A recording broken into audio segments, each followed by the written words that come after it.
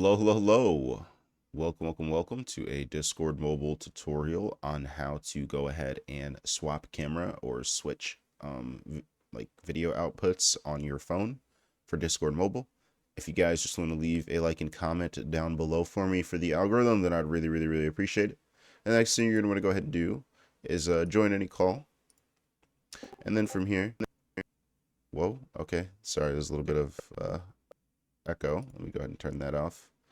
And then from here, all you're going to want to go ahead and do is make sure you turn your camera on. Now it glitches whenever I do this when I'm recording. So I'm going to show you guys really quick. If you'll see in the top right corner here, a little camera thing will pop up when I turn it on. As you see, there it is.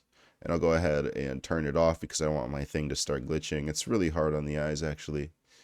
And yeah, all you need to do is just click on that camera thing. If you have multiple outputs, they should pop up, but if you're on a phone, it'll just normally switch between your front and back camera. If you guys have any questions, comments, or concerns, make sure to go ahead and put them down below. But other than that, it's been a Discord mobile tutorial. Thank you.